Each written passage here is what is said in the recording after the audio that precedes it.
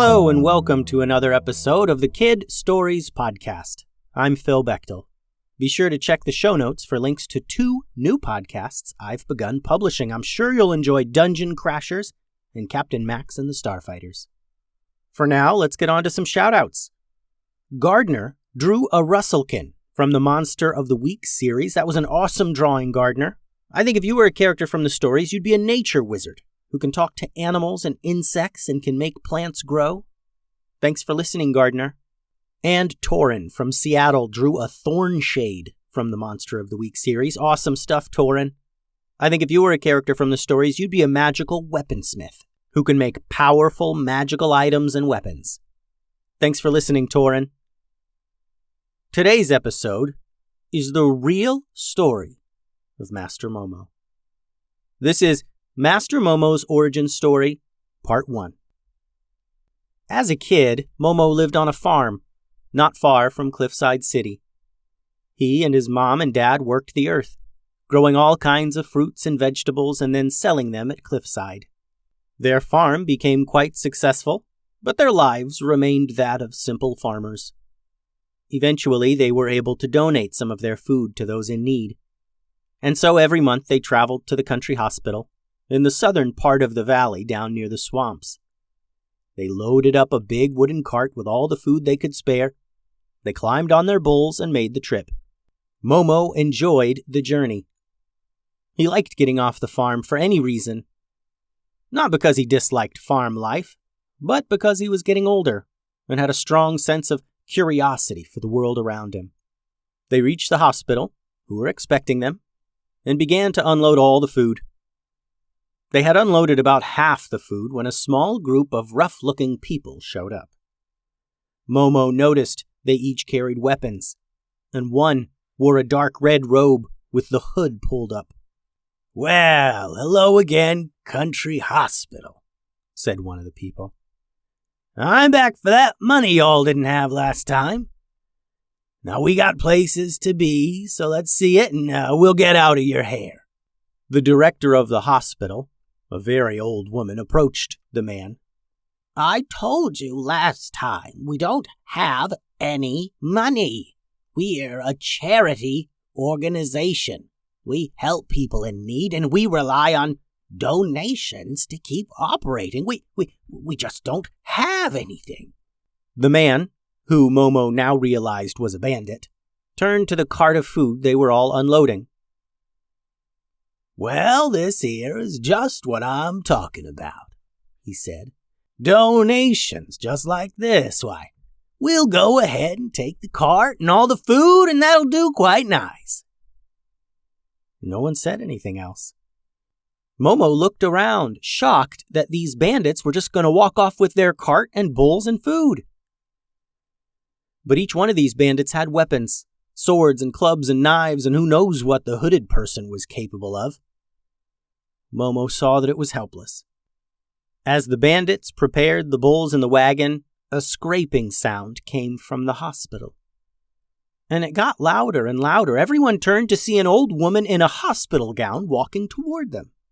She was dragging a long sword on the ground behind her. She was obviously very tired. She wore her gray hair in a thick ponytail that ran all the way down her back. The hospital director turned to her and said, "Oh, no, ma'am, you're not fully healed yet. You need to rest." But the old woman in the hospital gown, obviously a patient recovering from injury or sickness, just kept walking slowly toward the bandits. "You'll leave with nothing," she said, barely loud enough for them to hear. The bandits turned to her and their leader spoke. "We'll leave with whatever we can carry, so go lay down before you make things bad for everyone here." Momo wondered what this old woman in the hospital gown was doing. She was clearly quite old and obviously exhausted, if not still injured or sick. It looked like she was having trouble just walking. Momo almost went to lead her back into the hospital, fearing she may hurt herself trying to fight the bandits or something. But in a flash, the old woman dashed at the bandit leader. She was a blur. and a second later she stood among them, now holding 2 swords. The bandit leader jerked his head to her new position and reached back for his sword, slowly realizing that she had somehow taken it from him. The bandit leader growled and narrowed his eyes at this old woman. "Last chance," was all she said. All at once, the bandits attacked this woman. One dove to her legs to hold her in place. Others slashed with their swords, and the leader jumped at her with his fists raised. Her speed and skill were far too advanced for these bandits, though. She anticipated their every move, and as she countered their attacks, she disarmed them. A minute later, the bandits were knocked out on the ground, and the old ninja had tossed their weapons into a small pile. She turned to the robed bandit, whose face was still hidden within his cloak. Slowly, his arms raised, and as his hands came together, a ball of fire formed between them. The robed bandit thrust his hands toward the old woman. Her body remained perfectly still, but her arm holding her sword swung up sharply, just as the fireball reached her. The flaming ball ricocheted off her blade and roared through the air back at the robed bandit. He barely turned out of the way fast enough as the fireball whooshed by him. The robed bandit then reconsidered his abilities and turned and ran off back toward the southern swamps. The old woman then collapsed to the ground. The others helped her back into the hospital. Before the bandits came to, ninjas from the southern swamps dojo came by to take them in. Momo excitedly told them the story of the old woman and the bandits. "Who is that lady anyway?" he asked the ninjas. "Nobody really knows," said one of the southern swamps ninjas. "She doesn't tell people her name, so mostly we just call her Grandma Ninja." "Haven't seen her in years," said another ninja. "She's a traveler, never wants to join a dojo, but she pops up every now and then. Good thing she was here today, I guess." Momo agreed. The young farmer realized that day what he wanted to do with his life. He wanted to be a ninja.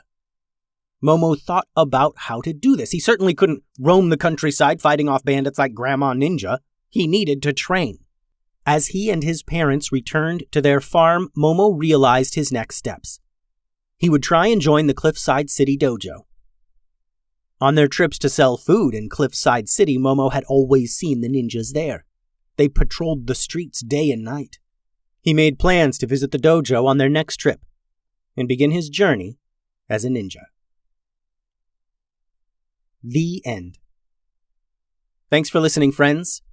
Click the links in the show notes to listen to my new podcasts, Dungeon Crashers and Captain Max and the Starfighters. Adios!